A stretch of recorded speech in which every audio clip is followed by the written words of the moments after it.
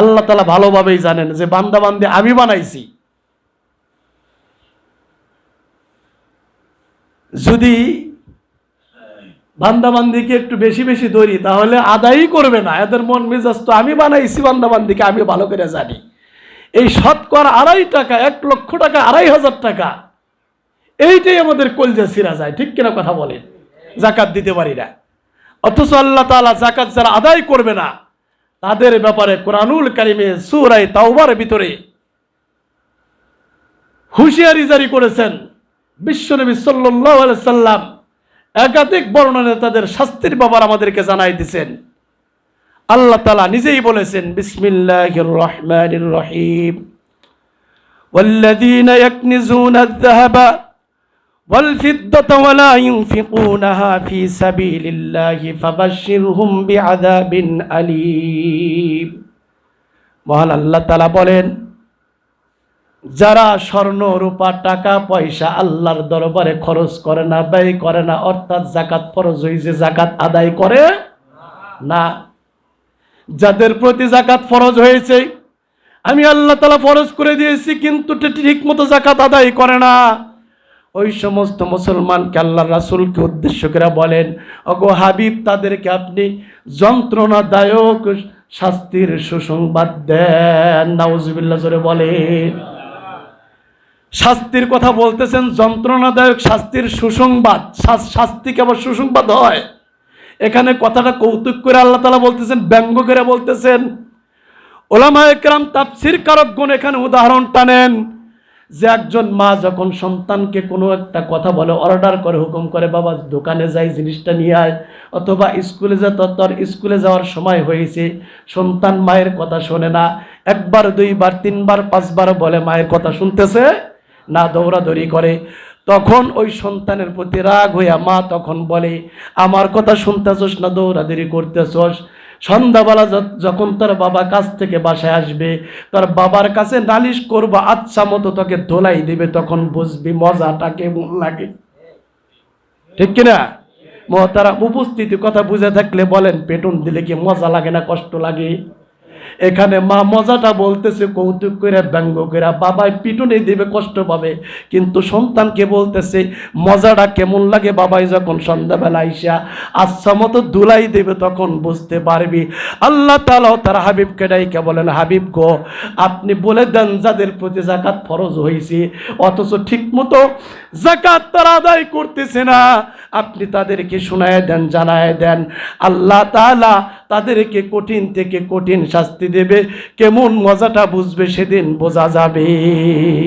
মুহতারাম উপস্থিতি, কি শাস্তি দেবেন আল্লাহ তাআলা তার পরের আয়াতের ভিতরে বলেন, মহান আল্লাহ সুবহানাহু ওয়া তাআলা যাদের প্রতি যাকাত ফরজ হয়েছে ঠিক মতো যাকাত আদায় করবে না, এই যাকাতের মালগুলিকে তামার পাত বানায়া জাহান্নামের আগুন দিয়ে গরম কইরা তার বডির মধ্যে, শরীরের মধ্যে জাহান্নামের আগুন দিয়ে আয়রন ইস্ত্রি হিট করে, যেরকম আমরা কাপড় ডলি, কাপড় আয়রন করি, আর সেইটিও গরম কইরা সম্পদগুলি তামার কি বানায়া, পাত বানায়া তার শরীরের মধ্যে, বডির মধ্যে এরকমভাবে বিভিন্ন জায়গায় যাকাত দিবেন আর বলতে থাকবেন যে দেখো তোমার এটা যাকাতের সম্পদ, যাকাত দাও নাই, গরিব অসহায়ের হক ছিল তাদেরকে তুমি দাও নাই, আদায় করো নাই গরিব অসহায়ের হক, এখন কেমন লাগে মজাটা দেখতে থাকো। নাউজুবিল্লাহ বলেন। বিশ্বনবী সরকার দু আলম জনাবে মুহাম্মদুর রাসূল সাল্লাল্লাহু আলাইহি ওয়াসাল্লাম এক বর্ণনায় বলেন, যাদের প্রতি যাকাত ফরজ হয়েছে ঠিক মতো যাকাত আদায় করবে না, মহান আল্লাহ সুবহানাহু ওয়া তাআলা যাকাতের মালগুলিকে কঠিন কাল কিয়ামতের ময়দানে বিষাক্ত সাপের রূপ দিবেন। নাউজুবিল্লাহ সিল্লাহ বলেন। যাকাতের মালগুলিকে বিষাক্ত সাপের রূপ দিবেন। এই বিষাক্ত সাপগুলি তার গলার মধ্যে পেঁচাবেন, গলার মধ্যে পেঁচাই ক্ষান্ত হবেন না, ওই ব্যক্তির চোয়ালের মধ্যে, গালের মধ্যে, চেহারার মধ্যে সাপে একের পর এক দংশন করতে থাকবে আর বলতে থাকবে, আমি তো তোমার দুনিয়াতে সেই গচ্ছিত মাল, যাকাতের মাল, যেটা গরিব অসহায়ের হক ছিল, তুমি না দিয়া নিজেই সেটা ভক্ষণ করেছো, নিজের সন্তান, স্ত্রী, পুত্রের জন্য রাইখা কবর আসছো, আমি তোমার সেই যাকাতের মাল। নাউজুবিল্লাহ বলেন। মুহতারাম উপস্থিতি, তাহলে যাকাত আদায় করতে হবে কি হবে না, কথা বলেন। হ্যাঁ, অবশ্যই জাকাত আদায় করতে হবে। জাকাত দেওয়া সবার উপরে ফরজ না। আমি আগেই নিসাব বলেছি, 7.5 তোলা স্বর্ণ অথবা 52.5 তোলা, সবাই বলেন, অথবা এই পরিমাণ নগদ টাকার মালিক, অথবা ব্যবসায়িক পণ্য, তাদের হিসাবে যার 1 বছর অতিবাহিত হয়ে যাবে ওই ব্যক্তির প্রতি জাকাত দেওয়া ফরজ। এখন কার কতটুকু সম্পদ আছে এটাকে হুজুরে বলে দিতে পারবে? এটা করতে হবে যার যার সম্পদ একদম ঠান্ডা মাথায় বইসা, আমার কতটুকু স্বর্ণ আছে, কতটুকু রূপা আছে, কতটুকু ব্যাংকে ব্যালেন্স আছে, ব্যবসা বাণিজ্য করলে আমার দোকানে কতটুকু মাল আছে, বইসা টোটাল হিসাব করতে হবে ক্যালকুলেটর নিয়ে। কত টাকা সম্পদের মালিক আমি হইলাম, শতকরা 2.5 টাকা ধরে কত টাকা জাকাত আসলো, তারপরে জাকাত আদায় করতে হবে। ঠিক কিনা কথা বলেন? বিনা হিসাবে লামসাম জাকাত দিলে জাকাত আদায় হবে না। 10 লাখ টাকা জাকাত আসছে, আপনি যদি 9,99,099 টাকাও আপনি জাকাত দেন, 1 টাকা কম দেন, দেখছেন কত বড় কথা। জাকাত আসছে কত লাখ, কথা বলেন? 10 লাখ। 9,99,099 টাকা কম আছে, কয় টাকা? 1 টাকাও যদি আপনি জাকাতের টাকা কম দেন, এক বর্ণনা এরকম আমি পেয়েছি, ওই ব্যক্তির জাকাত আদায় হবে না। 9,99,099 টাকা দান করার সওয়াব আলাদাভাবে আল্লাহ তাআলা দান করবেন, কিন্তু তার যে 10 লক্ষ টাকা জাকাত আসছে 1 টাকাও জাকাত আদায় হয়। কিন্তু যারা প্রতি বছর 10 লাখ 20 লাখ টাকা জাকাত আসে, 1,50,000 টাকা শাড়ি লুঙ্গি নাম কস্তে কিনে দেয়, বলেন জিন্দেগিতে জাকাত আদায় হয়? মহতারাম উপস্থিতি, তাহলে এখানে আমরা যারা উপস্থিত আছি, এবং যেহেতু আপনাদের মসজিদের আলোচনা শুধুমাত্র মসজিদের ভিতরে ক্ষান্ত থাকে না, নেটের ওসিলায় এ প্রযুক্তির কল্যাণে দেশ বিদেশে আপনাদের এ মসজিদের আলোচনা চলে যায়। সবার উদ্দেশ্যেই বলতেছি, ইনশাআল্লাহ আমরা এখানে যারা বসা আছি এবং এই গুনাহগারের আলোচনা যার সামনে পড়বে, যার কানে শুনবেন, সবার উদ্দেশ্যেই বলতেছি, পিছনের জিন্দেগিতে যা হয়েছে আল্লাহর দরবারে আমরা তাওবা ইস্তেগফার করব, মাপ চাবো। জাকাত আদায় করে না থাকলে পিছনের জাকাত দেওয়ার চেষ্টা করব। কিন্তু মূল কথা হলো, আজকের থেকে আমরা পাক্কা নিয়ত করে ইনশাআল্লাহ যাদের প্রতি জাকাত ফরজ হয়েছে লামসাম হিসাব করে জাকাত দেব, পরিপূর্ণ সঠিকভাবে হিসাব করে জাকাত দেব ইনশাআল্লাহ। তা না হইলে জাকাত আদায় হবে না। মহতারাম উপস্থিতি, কথা অনেক, সময় ওভার হয়ে গেছে।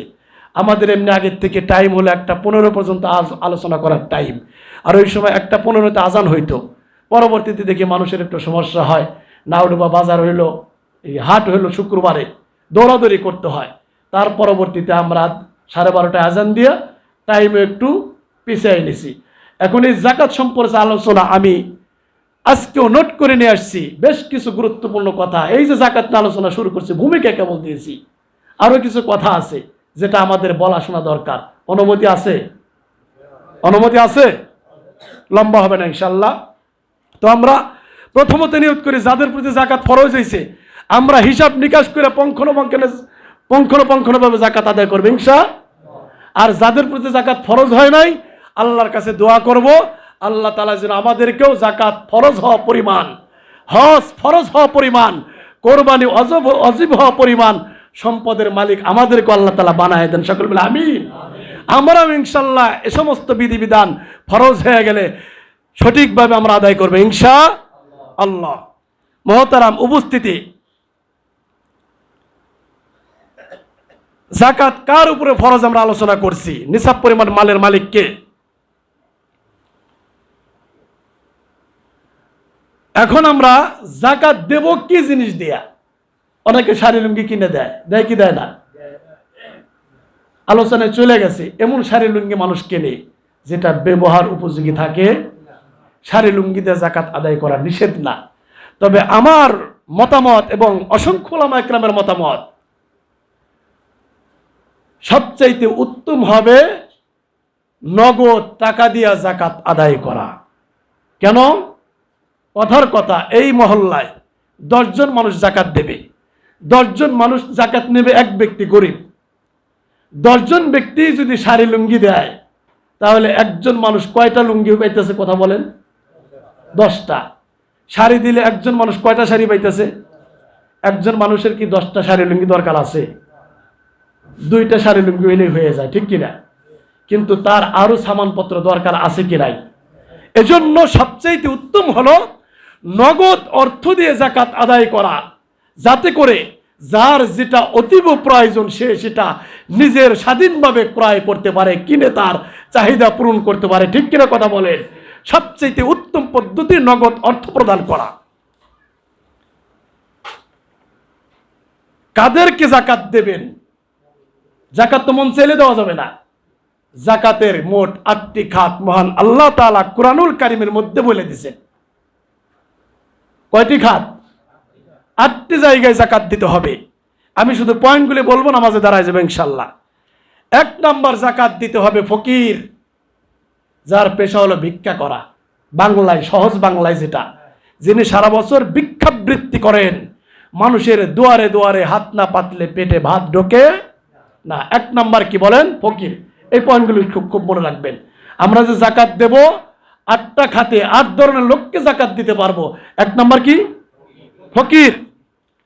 2 নাম্বার মিসকিন। 2 নাম্বার কি? মিসকিন। মিসকিন কাকে বলে? কয় যার অভাব অনাটন আছে, কিন্তু ফকির, তার মুখে কোনো জড়তা নাই, যে কোনো সময় যে কোনো মানুষের কাছে যে কোনো পরিবেশে হাত বাড়ায় চাইতে পারে, তাকেই বলা হয় একদম খাস বাংলায় ফকির। আর মিসকিন হলো সেম ফকিরের মতোই, টাকা পয়সার বড় অভাব, কিন্তু তার আত্মমর্যাদার কারণে হাজারো কষ্ট ক্লেশ থাকলেও সে মানুষের কাছে মুখ ফুটে বলতে পারে, হাত পাততে পারে। এই কাতারে কথা এসে গেল 2-1টা, না বললে তো নয়। অনেক মসজিদের খাদেম, মুয়াজ্জিন, ইমাম এই মিসকিনের কাতারে আছে কি নাই কথা বলেন। আমার জন্য বলতেছি না, আমি আজকে এখানে নতুন আসি নাই, পুরাতন মানুষ, দীর্ঘদিন আপনাদের সাথে ওঠা বসা। আমার অর্থনৈতিক অবস্থা ব্যাখ্যা করার কিছু আছে কথা বলেন? কথা সেগুলো না বলে পারি না। আমার হার্টের ভিতরে 3টা ব্লক, একটাই রিং পরাইছেন আপনারা চিকিৎসা কইরা, এখনো 2টা ব্লক আছে। 6 মাস 1 থেকে 8 থেকে 9 হাজার টাকার ওষুধ খাইছি। 6 মাস যাওয়ার পর আবার হসপিটালে গেছি, এখনো প্রায় 3.5 থেকে 4 হাজার টাকার মেডিসিন খাইতেছি। এটা চলবে মরণ যেদিন হবে সেদিন পর্যন্ত। আপনারা যদি আমার চিকিৎসা না করতেন, হয়তো আমি হুজুরের দুনিয়াতেই থাকতাম না, ঠিক কিনা কথা বলেন? আমার যে করুণ পরিস্থিতি দাঁড়াইছিল, যদি আপনারা এই উদার মনের পরিচয় না দিতেন, সার্বিক সহযোগিতা কইরা এই বিশাল একটা অঙ্ক আমার চিকিৎসার জন্য খরচ আপনারা না করতেন, আমার যে ব্যাকগ্রাউন্ড, আমার যে অর্থনৈতিক অবস্থা, আমার মাথার উপরে আসমান ছাদ আছে কিন্তু পায়ের তলায় 1 ইঞ্চি মাটি নাই, মাথার উপরে দুনিয়াতে বসবাস করার জন্য ন্যূনতম 1 চালা কিংবা 2 চালা একটা ঘর নাই, তাহলে আমার অর্থনৈতিক অবস্থা আর ব্যাখ্যা করা লাগবে কথা বলেন? তো এই কথাগুলো আমি বলতেছি না, আমার জন্য বলতেছি না, আমার বিষয়ে আপনাদের সবার জানা আছে। মহতারাম উপস্থিতি, সুখে দুঃখে আপনাদের নিয়ে, ফ্যামিলি নিয়ে, বাচ্চা কাচ্চা নিয়ে এখানে পড়ে থাকি। শুধু এইবার চিকিৎসার আগেও আমি অসুস্থ হয়েছি, আপনারা তখনও চিকিৎসা করছেন, আলহামদুলিল্লাহ। আপনারা আমাকে একটা ফ্যামিলির সদস্য বানাইছেন, সবসময় খোঁজ খবর নিতেছেন। এজন্য আমার জন্য বলতেছেন এই কথাটা। আমি বলতেছি আমার মতো এরকম হাজারো লক্ষ হাফেজ আলেম বিভিন্ন মসজিদ মাদ্রাসায় আছে, যাদের ব্যাকগ্রাউন্ড আমার মতো, আমার চাইতে খারাপ থাকতে পারে, ঠিক কিনা? না পারে বলতে, না পারে সইতে, সুন্দর জামা গায়ে দেয়, মসজিদে আজান দেয়, ইমামতি করে, কেমন একজন মানুষের কাছে হাত পেতে টাকা চায়? এর জন্য মহতারাম উপস্থিতি এবং ইন্টারনেটের মাধ্যমে আমার কথাগুলি যার সামনেই যাবে, আমি অনুরোধ করব, আপনার বাড়ির আশেপাশে কোনো ইমাম, খাদেম, মুয়াজ্জিন, খতিব যদি এরকম অর্থনৈতিকভাবে অসচ্ছল থাকে, খুব খারাপ অবস্থায় থাকে, পবিত্র মাহে রমজানে তাদের জন্য আপনি বিশেষ কিছু করার চেষ্টা করবেন ইনশাআল্লাহ। যাকাত আপনার প্রতি যদি ফরজ হয়, নিকট আত্মীয় স্বজনকে তো অবশ্যই দিবেন, আমি কথাগুলি বলবো ইনশাআল্লাহ। কিন্তু আপনার মসজিদের ইমাম, মুয়াজ্জিন, খাদিম যদি অসহায় হয়, তাদেরকে মানুষের সামনে প্রকাশ্যে যাকাত দিতেছে এইটা না বইলা সম্মানের সাথে আপনি একান্তে তাদেরকে যাকাতের টাকাই দিবেন, সম্মানের সাথে একান্তে যদি আপনি দিতে পারেন। আর একজন মসজিদের দায়িত্ববান, মাদ্রাসার শিক্ষক, এতিমখানার শিক্ষক যদি আপনার এই যাকাতের 2000-5000 টাকা পায়া তার ফ্যামিলির জন্য একটু ভরণ পোষণের ব্যবস্থা করতে পারে, আমি মনে করি আল্লাহ তাআলার আরশে আজিম খুশি হয়ে যাবে। ঠিক কিনা কথা বলেন? তাহলে 1 নম্বর কে? ফকির। 1 নম্বর কে? ফকির। 2 নম্বর কে? মিসকিন, মানুষের কাছে চাইতে পারে না। 3 নম্বর, যাকাত আদায়কারী ব্যক্তি, অর্থাৎ রাষ্ট্রীয়ভাবে যে কোনো সংস্থার মাধ্যমে যদি যাকাত আদায় করার কাজে নিয়োজিত থাকে কোনো ব্যক্তি, সে ব্যক্তি ধনাঢ্য হইলেও তাকে যাকাত দেওয়া যাবে। 3 নম্বর। 4 নম্বর, ইসলামের প্রতি আকৃষ্ট অমুসলিমকে যদি বাড়ির আশেপাশে যে কোনো জায়গায় এমন কোনো অমুসলিম থাকে, বিধর্মী থাকে, যে যার মনটা একটু ইসলামের দিকে আকৃষ্ট, যাকাতের টাকা পয়সা দিলে মুসলমান হতে পারে, এরকম অমুসলিমকেও যাকাত দেওয়া যাবে, যার দিল অন্তর ইসলামের প্রতি কি আকৃষ্ট। 5 নম্বর, দাস মুক্তির জন্য, গোলাম আজাদ করার জন্য যে প্রথাটা এখন নাই বললেই চলে। পৃথিবীতে কি দাস আর গোলামের প্রচলন এখন আছে? নাই, এটার তেমন প্রয়োজনও নাই। 6 নম্বর, ঋণগ্রস্ত ব্যক্তি। কি ব্যক্তি? কথা বলেন। ঋণগ্রস্ত ব্যক্তি হালালভাবে কোনো কারণবশত ঋণগ্রস্ত হয়ে গেছে, কোনোভাবেই সে তার ইনকাম দিয়ে ঋণ পরিশোধ করতে পারতেছে না, তার তো ভরণ পোষণ করতেই ফ্যামিলির সমস্যা হয়ে যায়, তাহলে ঋণগ্রস্ত ব্যক্তিকে ঋণ পরিশোধ করার জন্য যাকাত দেওয়া যাবে। 7 নম্বর, আল্লাহর রাস্তায় জিহাদকারী ব্যক্তি। আল্লাহর রাস্তায় কিকারী ব্যক্তি? জিহাদকারী ব্যক্তি, যিনি আল্লাহর রাস্তায় আল্লাহর দ্বীন কায়েমের জন্য জিহাদে আছেন। ওলামা একরাম এই 7 নম্বর পয়েন্টে আর একটা কথা যুক্ত করেছেন, সেটা হলো যারা ইলমে দিন শিক্ষা করার জন্য মাদ্রাসার লিল্লা বোর্ডিংয়ে খান। হাজারো লক্ষ তলবে এলেম আমাদের বাংলার জমিনে লিল্লা বোর্ডিংয়ে যাকাত ফিতরার টাকা, দান সদকার টাকা খেয়ে হাফেজ আলেম হচ্ছে কি হচ্ছে না? কথা বলেন। এজন্য ওলামা একরাম বলেন, 7 নম্বর পয়েন্টের সাথে যোগ করেছেন যে 7 নম্বর পয়েন্টে আল্লাহর রাস্তায় যারা জিহাদে বের হয়েছে আল্লাহর দ্বীন কায়েমের জন্য, তাদেরকেও দেওয়া যাবে। সেই সাথে অপেনে তো এখন যুদ্ধ জিহাদ এইভাবে বাংলাদেশে নাই, বাংলাদেশের মধ্যে আছে লিল্লা বোর্ডিং। মন চাইলে যে কোনো লিল্লা বোর্ডিংয়ে দেওয়া যাবে না, কথায় কথা আসে, উপরে সাপ ফালেলে নিজের গায়ে পড়ে। এ বাংলাদেশে লিল্লা বোর্ডিংয়ের নামে প্রতারণাও আছে, আছে কি নাই? পুরা মাসব্যাপী মানুষের কাছ থেকে যাকাত পেত্রা আদায় কইরা নিজের পেট বইরা খায়, ঢাকা সিটিতে প্লট কেনে, আছে কিনা এরকম? হুজুর কথা বলেন। আমাদেরটা আমি বলে দিতেছি, এরকম ধোকাবাজ প্রতারক আলেম ওলামার নাম কস্তে লিল্লা বোর্ডিংয়ে দান করলে যাকাত আদায় হবে না। প্রকৃতপক্ষে আপনি তথ্য নিয়ে জানবেন এখানে আসলে ইতিম অসহায় খায় কিনা, আসলে ইতিম অসহায় এ যাকাতের টাকা পায় কিনা, তারা খায়া ইলমে দ্বীন শিখতে পারতেছে কিনা। লিল্লা বোর্ডিংয়ে দান করলে জাস্টিফাই করে যেটা সঠিক মনে হবে ওই লিল্লা বোর্ডিংয়ে আমরা দান করবো ইনশাআল্লাহ। 8 নম্বর, যাকাত দেওয়া যাবে মুসাফিরকে। কাকে? কথা বলেন। মুসাফিরকে। সে তার বাড়িতে কোটিপতি, কিন্তু সফরের হালাতে আইসা সে খালি হাত হয়ে গেছে গা, এই ব্যক্তিকেও যাকাতের টাকা দেওয়া যাবে। তো আমার মনে হয় আল্লাহ তাআলা তো সেই 1500 বছর আগে কোরআনুল কারীম নাজিল করছেন বিশ্বনবীর প্রতি। ঠিক কিনা কথা বলেন? তখন কি বিকাশ নগদ রকেট ছিল? কথা বলেন। তো তখনকার মানুষের দিকে খেয়াল করে আল্লাহ তাআলা এই হুকুম দিয়েছেন যে মুসাফির অবস্থায় ওই সময় যদি রিক্ত হস্ত হয়ে যেত, টাকা পয়সা না থাকতো, তাহলে বিকাশে 1000 টাকা আনার কোনো সিস্টেম ছিল? এখন পৃথিবীর যে কোনো প্রান্তে থাক, সে যদি টাকা না থাকে, টাকা নেওয়ার মাধ্যম আছে কিনা কথা বলে। তাহলে এই 8 নম্বর যে পয়েন্টটা, মুসাফির, এখন আর এরকম মুসাফির তামাম পৃথিবীতে খুঁজে পাওয়া যাবে না যে বাড়িতে সে কোটিপতি, টাকা ছাড়া এখন সে চলতে পারতেছে না। ঠিক কিনা কথা বলেন? তার ব্যাংকের এটিএম কার্ডগুলি, বিভিন্ন ধরনের কার্ডগুলি তার পকেটের ভিতরেই থাকে। ঠিক কিনা কথা বলেন? তো এই 8টা খাতে যাকাত দেওয়ার হুকুম করেছেন কে? কথা বলেন। আল্লাহ তাআলা। আমরা এই 8টা খাত অনুযায়ী যাকাত দেওয়ার চেষ্টা করবো ইনশাআল্লাহ। যাদেরকে যাকাত দেওয়া উত্তম, এটা এতক্ষণ পর্যন্ত যত বয়ান দিছি তার চাইতে গুরুত্বপূর্ণ কথা হলো এইটা, যাকাত দেওয়া উত্তম কাদেরকে?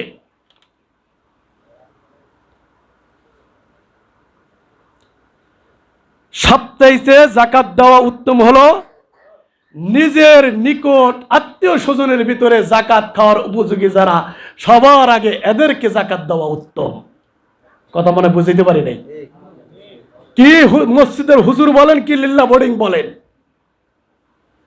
আমার নিকট আত্মীয় স্বজনের ভিতরে গরিব, অসহায়, এতিম, বিধবা ইত্যাদি যদি থাকে, সবার আগে নিকট আত্মীয় স্বজনকে যাকাত দেওয়া সবচাইতে হলো উত্তম কাজ।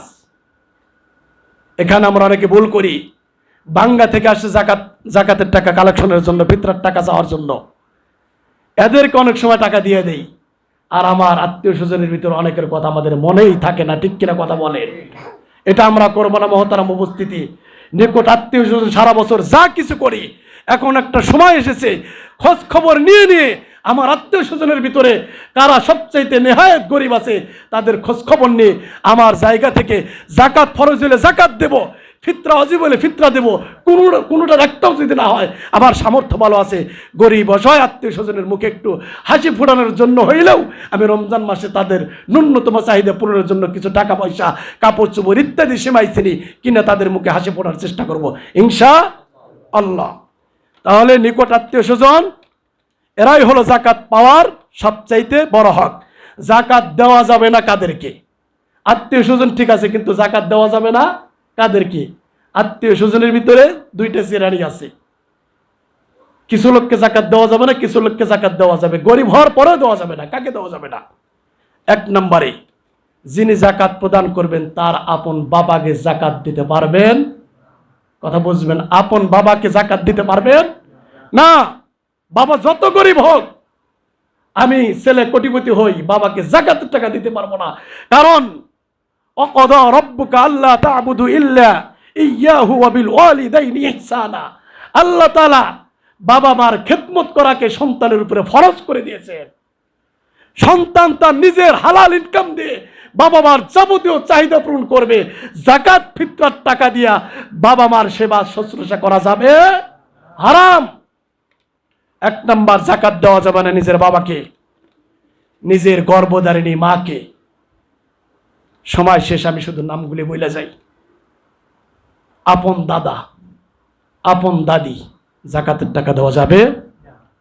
আপন নানা, আপন নানি, নিজের আপন ছেলে, মেয়ে, নাতি, নাতনি, এই যে আপন রক্তের সম্পর্কিত আপনজনদের কথা বললাম, এদেরকে জাকাত দেওয়া যাবে না।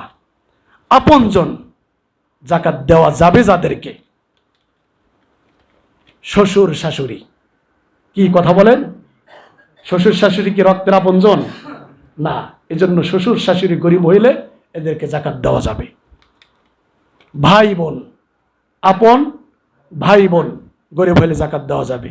চাচা ফুফু, চাচা ফুফু, মামা খালা, ভাতিজা ভাতিজি, ভাগিনা ভাগিনী, এরাও আপনজন। কিন্তু এরা যদি গরিব অসহায় তাহলে এদেরকে কি দেওয়া যাবে? কথা বলেন?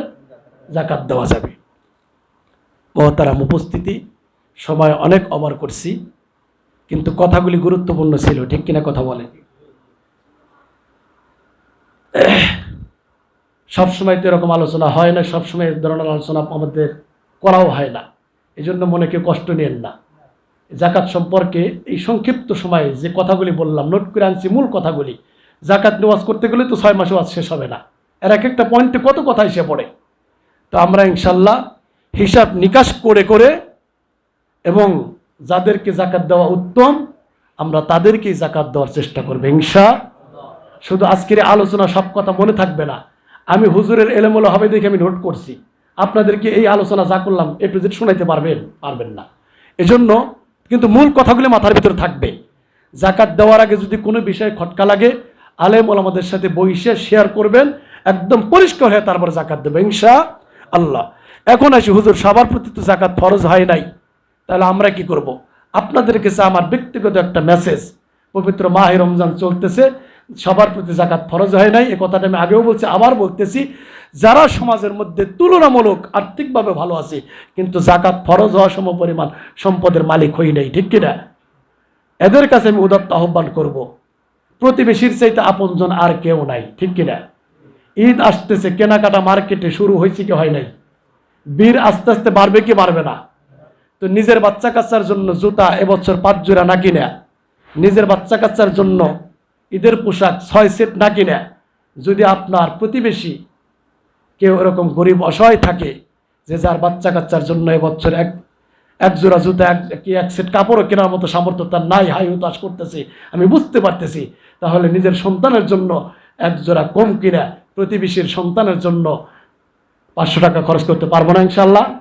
নিজের ঈদের জন্য অনেক খাবার আয়োজন করলাম, প্রতিবেশী যদি হাঁক ছাড়ে, আয় রে ঈদের একটা দিন 50 টাকা দিয়ে 1 প্যাকেট সেমাইও কিনতে পারলাম না। প্রতিবেশীর অনেক হক আছে, কেন অনেক কথা। আমার মেসেজটা আপনারা বুঝতে পারছেন। ঈদের খুশি শুধুমাত্র নিজের ফ্যামিলি নিয়ে উদযাপন করলে হবে? কথা বলেন। সমাজভিত্তিক ঈদের খুশি হতে হবে।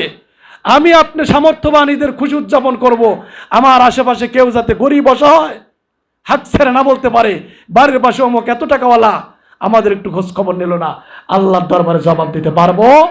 এজন্য যাকাত ওয়াজিব না হইলেও, ফিতরা ওয়াজিব না হইলেও আমরা ইনশাল্লাহ এই ডানে বামে চতুর্পাশে আত্মীয় স্বজন তো আছি, সবার প্রতি সবাই খেয়াল রাখবো ইনশাআল্লাহ।